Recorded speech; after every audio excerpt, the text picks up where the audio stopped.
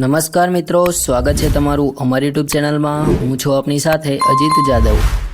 તો મિત્રો, અરવલ્લી જિલ્લાના બાયડના અપક્ષના ધારાસભ્યએ બાયડ અને માલપુર તાલુકાની જે ગ્રામ પંચાયત સમરસ થાય તેને 10 લાખ રૂપિયા ઇનામ આપવાની જાહેરાત કરી છે। ત્યારે એનાથી પણ અલગ પ્રકારે બનાસકાંઠા જિલ્લાના પાલનપુર તાલુકાની ગઠામણ ગ્રામ પંચાયત દર વખતે સમરસ બને છે।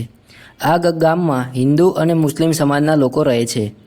આઝાદીથી લઈને આજ સુધી આ ગામમાં પંચાયતની ચૂંટણી નથી યોજાઈ। કોમી એકતાના સંદેશ સાથે ગઠામણ ગ્રામ પંચાયતમાં એક ટર્મ હિન્દુ તો એક ટર્મ મુસ્લિમ સરપંચની વરણી કરવામાં આવે છે। ભારત અને પાકિસ્તાનની બોર્ડરને અડીને આવેલા પાલનપુર તાલુકાના ગઠામણ ગામમાં આઝાદી પછી પંચાયતની ચૂંટણી નથી યોજાઈ।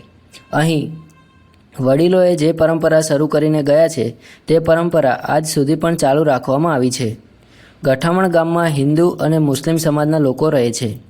બંને કોમ હળીમળીને રહે છે અને જ્યારે પણ ચૂંટણી આવે છે ત્યારે એકતાનો સંદેશ અન્ય લોકોને આપે છે। આ વખતની ગ્રામ્ય પંચાયતની ચૂંટણીમાં પણ ગઠામણ ગ્રામ્ય પંચાયત સમરસ બની છે। આ વખતે મુસ્લિમ મહિલાની સરપંચ અને હિન્દુ મહિલાની ડેપ્યુટી સરપંચ તરીકે નિમણૂક કરાઈ છે।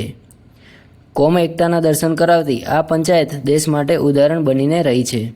ગઠામણ ગામમાં જ્યારે પણ પંચાયતની ચૂંટણી કરવામાં આવે છે ત્યારે સરપંચની નિમણૂક સર્વસંમતિ પ્રમાણે થાય છે। ગામમાં ચૂંટણીની આ પરંપરા છેલ્લા 75 વર્ષથી ચાલી આવી છે। કોમ એકતાના દર્શન કરાવતી આ પંચાયત દેશ માટે ઉદાહરણ બની છે। ગામના લોકોનું કહેવું છે કે સમરસ ગ્રામ્ય પંચાયત થવાથી બંને કોમો વચ્ચે વેરઝેર થતા નથી। પંચાયતને પણ સરકાર તરફથી વધુ ગ્રાન્ટ મળે છે અને ગામમાં વિકાસના કામો થાય છે। ગામમાં હિન્દુ અને મુસ્લિમ બંને વચ્ચે આઝાદી પછી આજ સુધી ક્યારેય વેરઝેર કે ઘર્ષણ થયું નથી તેવું ગામ લોકો તરફથી જાણવામાં મળ્યું છે। તો મિત્રો, જો તમને આ વિડીયો પસંદ આવ્યો હોય તો વિડીયોને લાઇક, કમેન્ટ અને સબસ્ક્રાઈબ જરૂરથી કરજો।